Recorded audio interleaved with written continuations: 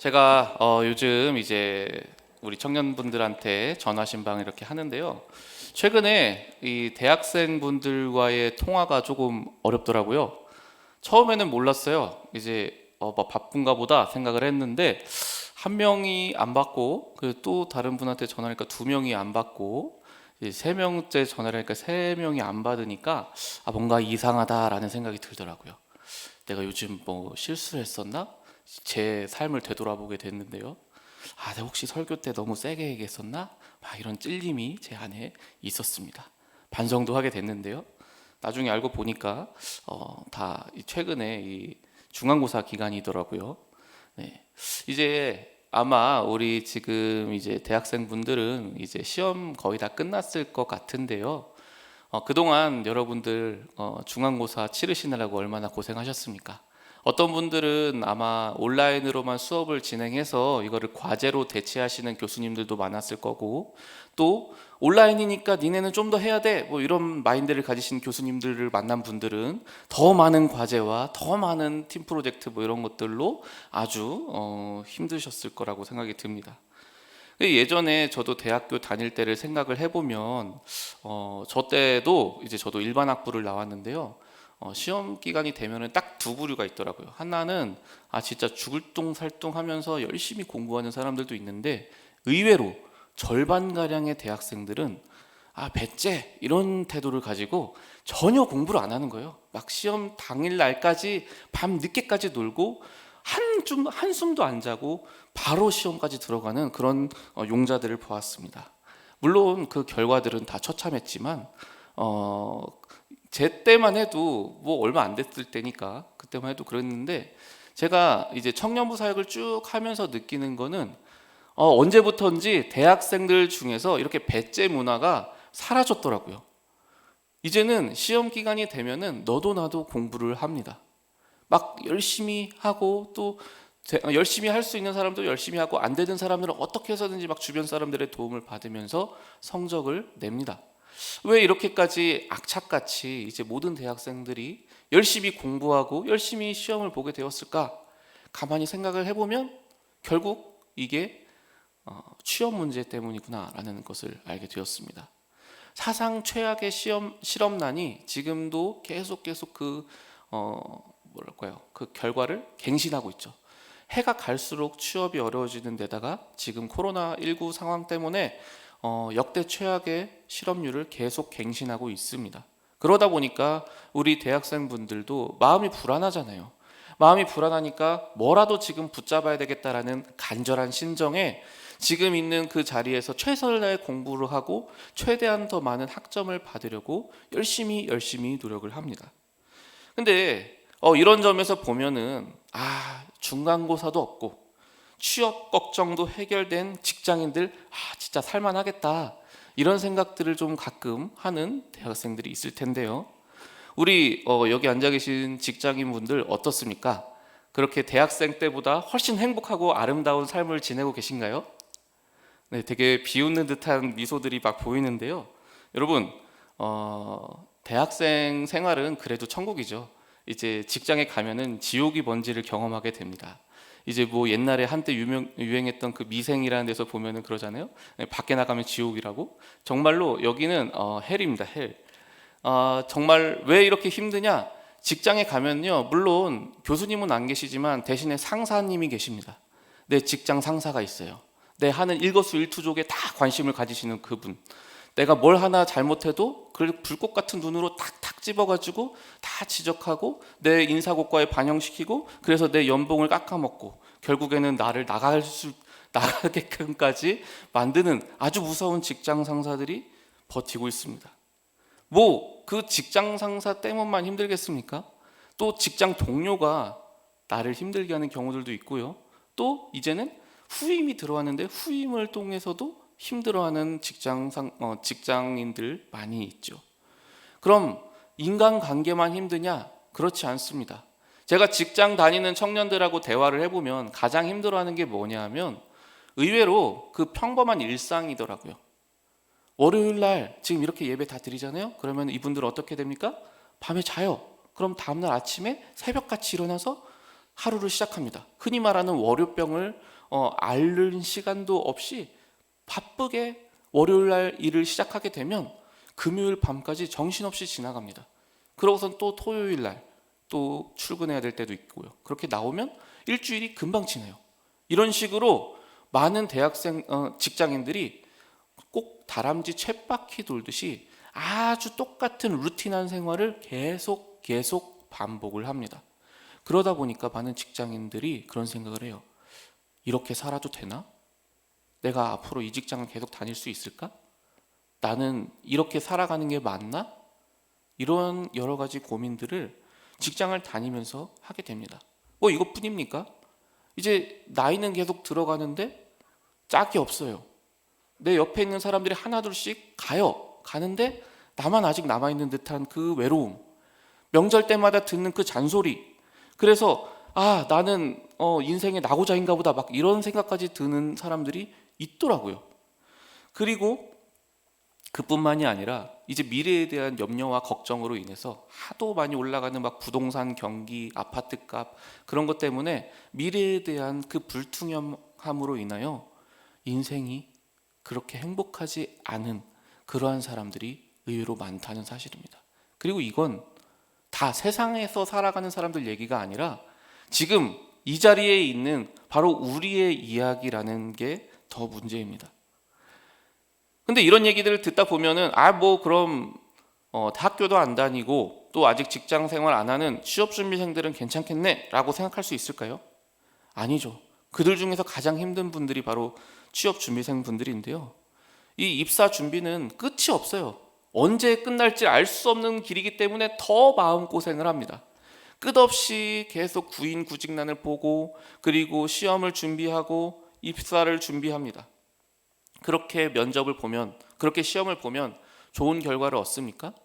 계속 거절당하죠. 아예 나라는 존재 자체가 세상으로부터 거절당하는 듯한 그러한 괴로움을 겪어야만 합니다. 우리도 다 한때는 어린 시절에 이 세상을 밝고 아름다운 눈으로 봤었는데 한 살 한 살 나이가 먹어가다 보면은 이 세상이 그렇게 아름답지 않고 오히려 막막하고 두려운 대상이 바로 이 세상이구나 라는 생각을 하게 됩니다.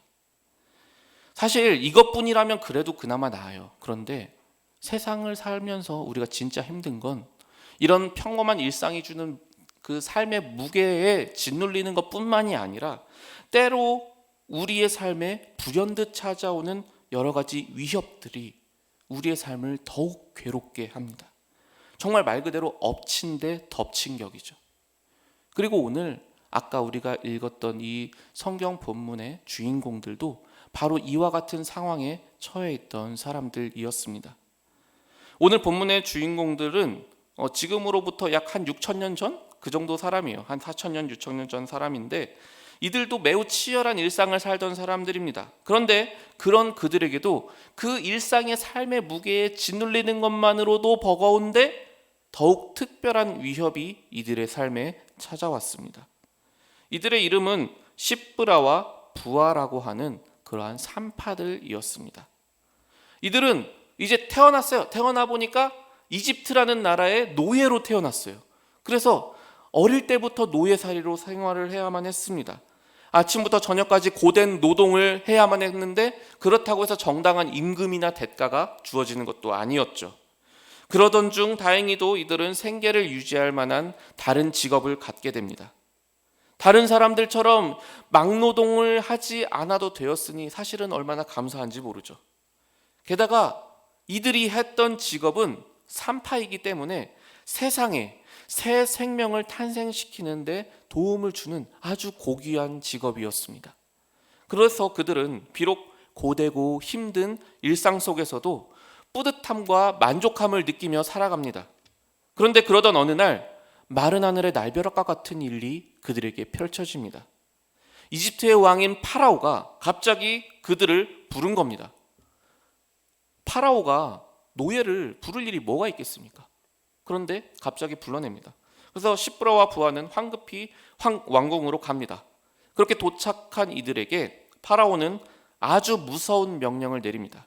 지금부터 이스라엘 사람들의 아이가 태어나는 것을 도울 때 그 아이의 성별을 확인해서 그 아이가 만일 남자아이라면 반드시 죽이라고 하는 명령을 내립니다.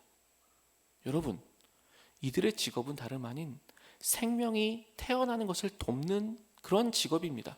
근데 그런 사람들한테 태어난 생명을 그 성별만 가지고 바로 죽이라니요. 얼마나 잔인한 명령입니까? 하지만 이들의 입장은 노예입니다. 노예는 말 그대로 시키는 대로 하밖에 할 수 없는 거예요. 만약 그 파라오의 명령이 너무 가혹하다, 지나치다 해서 안 들으면 어떻게 됩니까? 자기가 대신 죽는 거예요.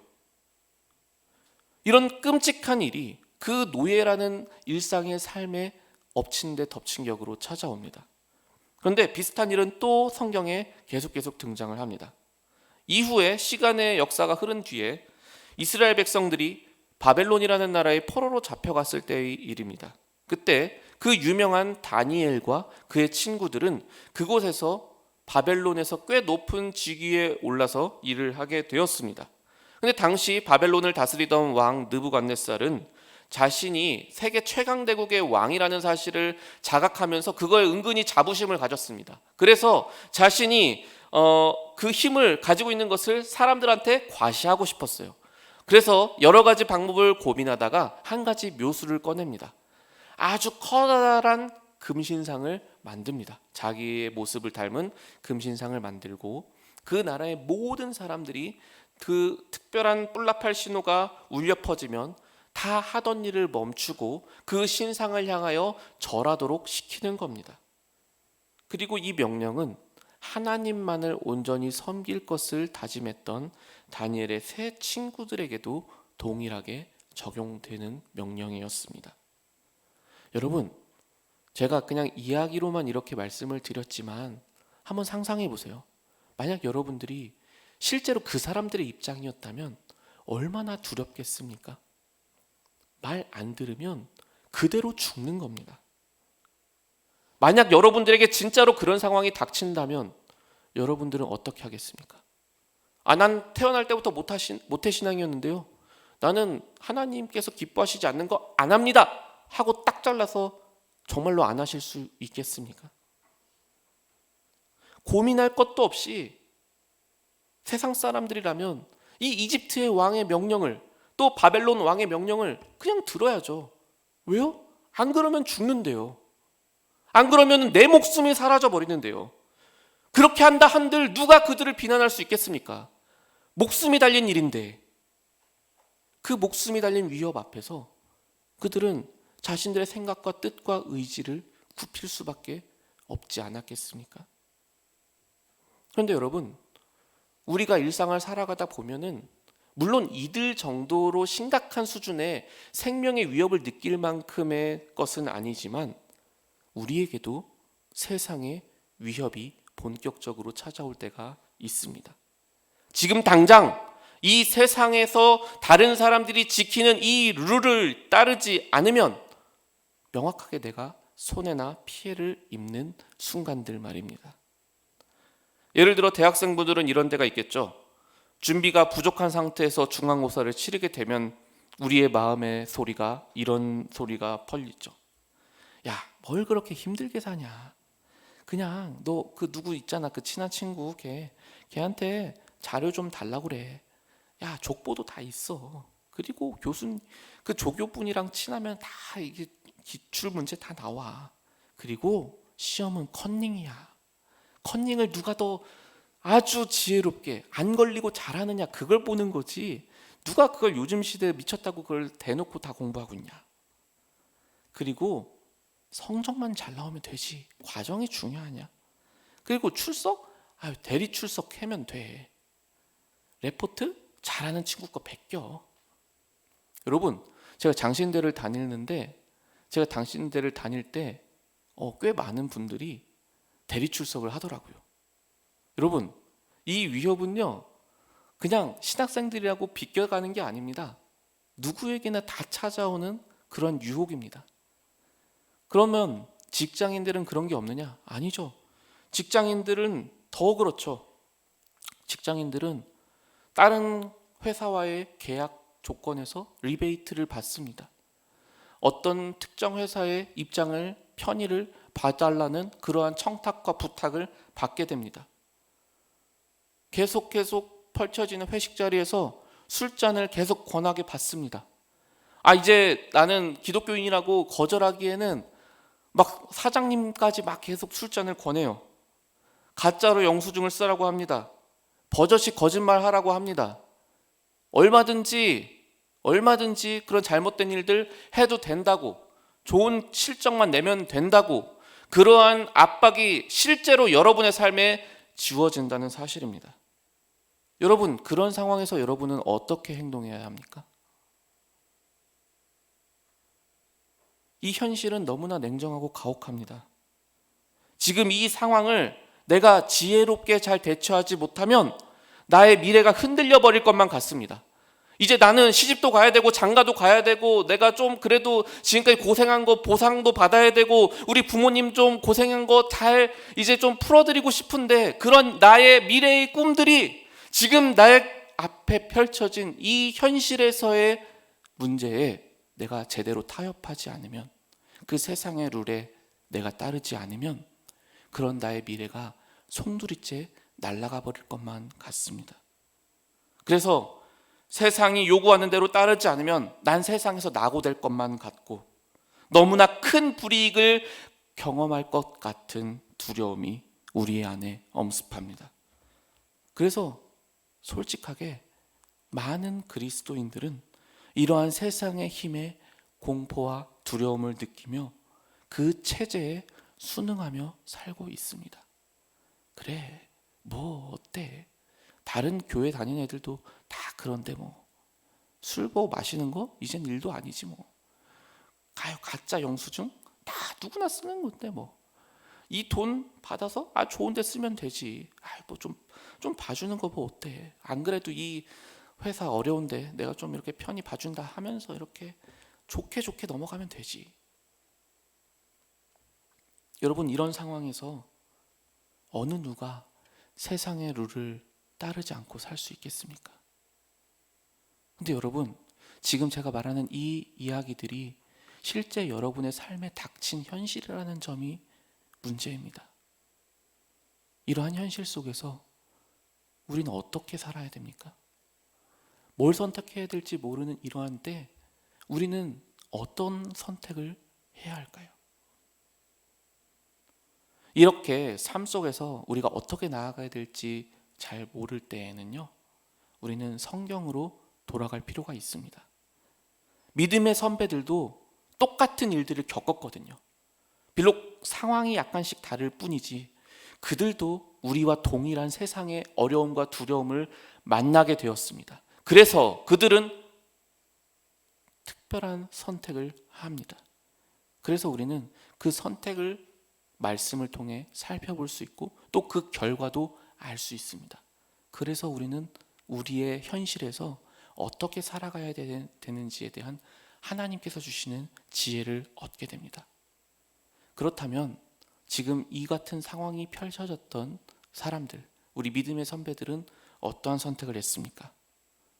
앞서 살펴본 시브라와 부하 그리고 다니엘의 세 친구들은 이 같은 상황에서 공교롭게도 이들 다 똑같은 것을 선택합니다.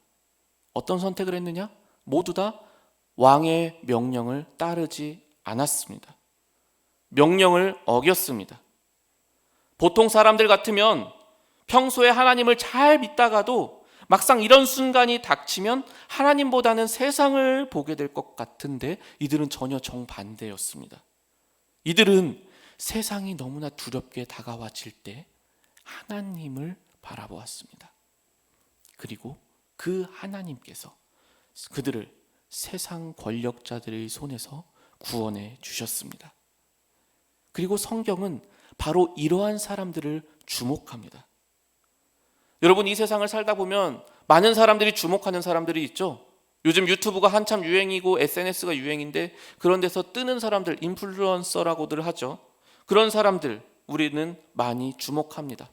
잘 나가는 사람들, 외모가 뛰어난 사람들, 어떤 능력이 있는 사람들, 그러나 성경은 그런 사람들에게는 전혀 관심이 없습니다. 성경은 오히려 전혀 다른 사람들에게 관심을 가집니다. 그 사람들이 바로 오늘 본문 속 나타난 그 주인공들입니다. 여러분, 4,000년 전이에요. 4,000년도 더 된 옛날에, 그것도 그 당시에 산파가 딱 2명이었겠습니까? 그 수없이 많은 사람들을 낳고 태어나게 도와주는데 얼마나 많은 산파들이 필요했겠습니까?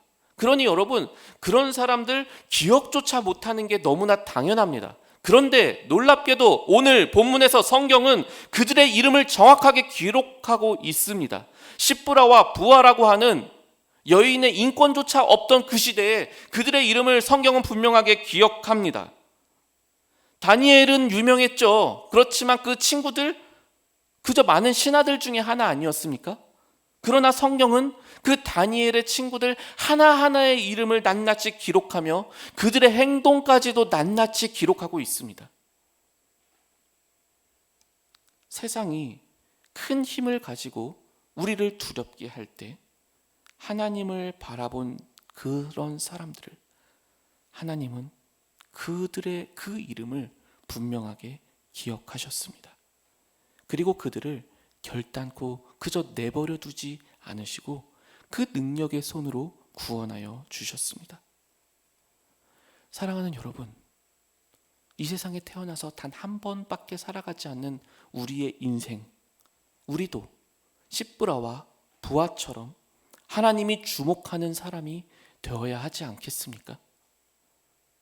세상이 나를 무엇이라고 평가하든 하나님이 나를 주목하신다면, 하나님이 나를 높이 평가해 주신다면 그것으로 충분하지 않겠습니까?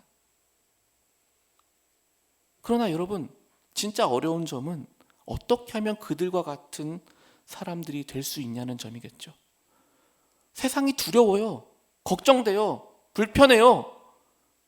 내가 피해볼 것만 같고 내 인생이 다 송두리째 망가질 것만 같은 그 두려운 상황에서 어떻게 우리는 세상의 그 두려움을 극복할 수 있습니까? 우리는 모두 하나님을 똑같이 믿고 있습니다. 또한 앞서 말한 그 믿음의 선배들도 우리와 동일한 성정을 지닌 사람이었고 똑같이 세상에 대한 두려운 마음이 있었습니다. 그러나 그들은 다른 선택을 그들의 인생에서 할 수 있었는데요. 이에 대하여 성경은 3가지를 이야기해 줍니다. 첫 번째, 이들은 평소 자신들이 하는 일에 대해서 탁월함을 보여주었습니다. 여러분, 앞서 말씀드렸다시피 당시에 산파들이 얼마나 많았겠습니까? 또 어떻게 보면 다른 직업들에 비해서 그다지 중요하지 않은 직업처럼 보였을 수도 있죠. 그냥 이들은 생계를 위해서 적당하게 자신들이 경험한 그 경험이 있잖아요. 산파라고 하면 처음에야 아기 받는 게 어렵지 몇 번 경험하다 보면 그 경험과 경력이 있으니까 그냥 하던 대로 하면 되는 거 아니겠습니까? 그러나 십브라와 부아는 자신들에게 맡겨진 산파의 일에 최선을 다하였습니다. 성실함으로 또한 정성껏 그 일을 하다 보니 자연스럽게 많은 이스라엘 여인들이 자기가 출산할 때가 되면 이들을 찾는 겁니다. 그 많은 산파들 중에서 특별히 이들을 찾게 된 겁니다. 잠언 22장 29절 말씀인데요. 우리 자막으로 나오는데 다 같이 한 목소리로 한번 읽어보도록 하겠습니다. 시작. 내가 자기의 일에 능숙한 사람을 보았느냐? 이러한 사람은 왕 앞에 설 것이요 천한 자 앞에 서지 아니하리라. 아멘. 여러분, 이 말씀처럼 이 두 산파에 대한 소문이 이집트의 왕인 파라오의 귀에까지 들린 거예요. 당시 파라오의 입장은 어땠습니까? 최대한 많은 아이들을 죽이려고 했어요. 그러면 최대한 많이 출산을 돕는 소위 가장 잘 나가는 산파들, 가장 많은 아이들을 담당하는 그러한 산파들을 찾았겠죠.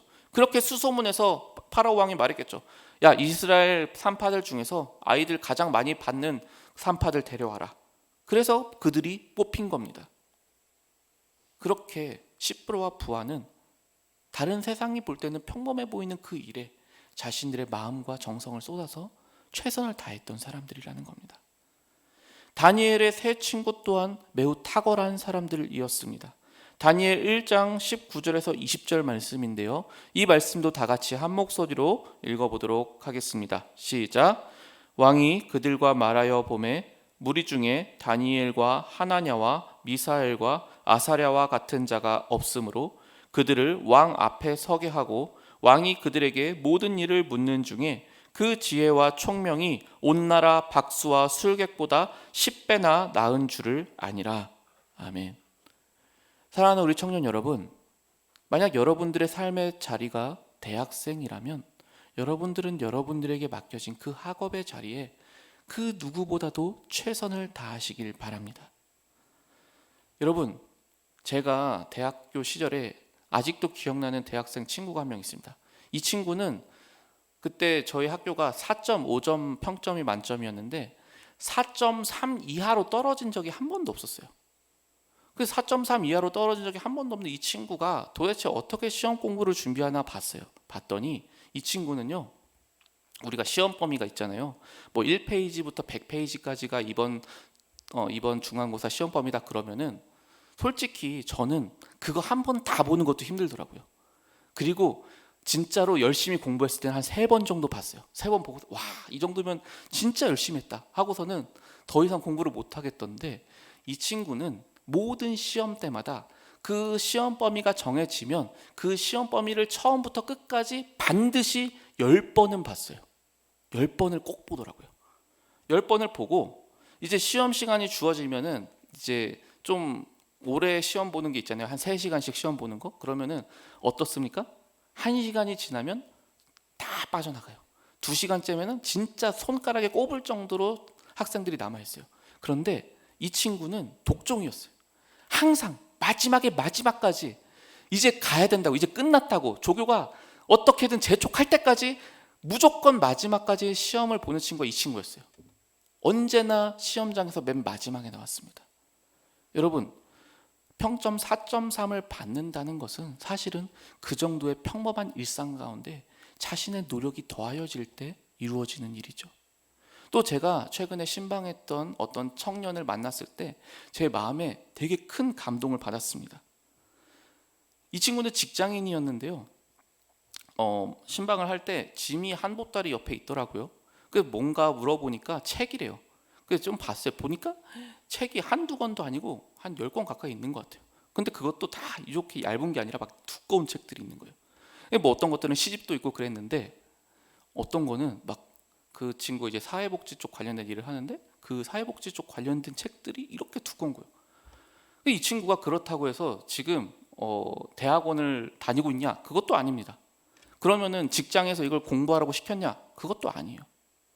근데 자신에게 주어진 그 업무를 더 잘하고 싶으니까, 앞으로 계속 하나님이 나를 이 길로 부르실 거라는 확신을 가지고 있으니까 누가 시키지 않았는데 이미 직장 생활을 하고 있는 중인데 그 바쁜 일상의 와중에서도 그 책을 가지고 계속 공부를 하고 있더라는 거예요.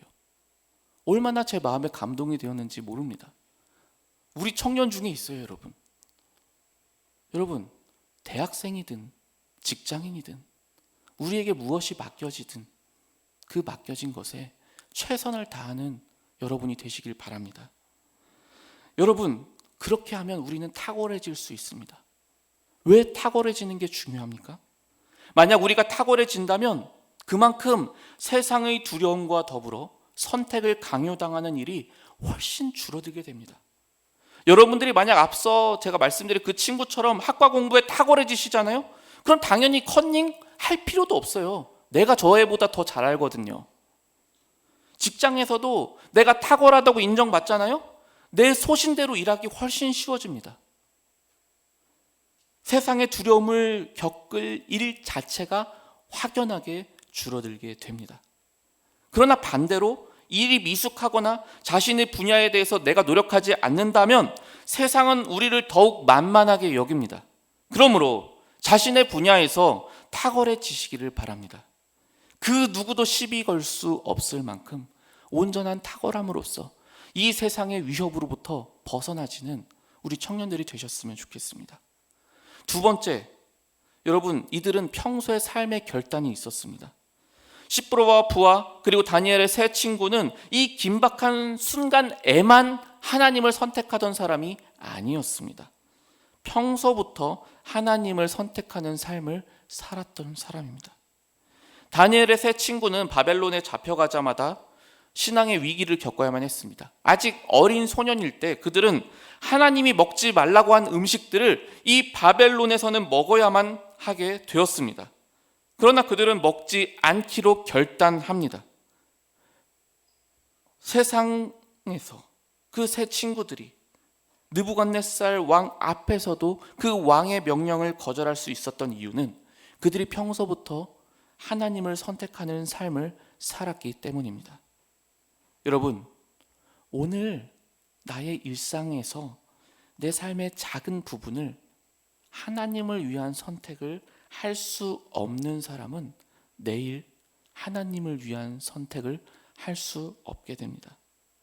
그러나 내일 하나님을 위한 선택을 하는 사람은 반드시 1년 뒤에도 하나님을 위한 선택을 할 수 있게 되고 10년 뒤에도, 아니 이렇게 중요한 인생의 선택의 순간에서조차도 하나님을 선택할 수 있게 됩니다. 만약 여러분이 십브라와 부하처럼 다니엘의 세 친구들처럼 하나님이 주목하는 사람이 되길 원하신다면, 그렇다면 바로 오늘부터 하나님을 위한 작은 결단을 하시길 바랍니다. 바로 오늘 여러분의 인생이 달려있다는 사실을 기억하시기 바랍니다. 만약 여러분이 바로 오늘 하나님을 위한 결단을 내 삶에서 아무리 작은 것이라도 하게 된다면 그 선택들이 모이고 쌓여져서 여러분들은 언젠가 하나님이 기억하시는 위대한 인물들이 될 것입니다. 마지막으로 우리는 이들에게서 하나님께 항복하는 것을 배울 수 있습니다. 여러분, 사실 이게 가장 중요합니다.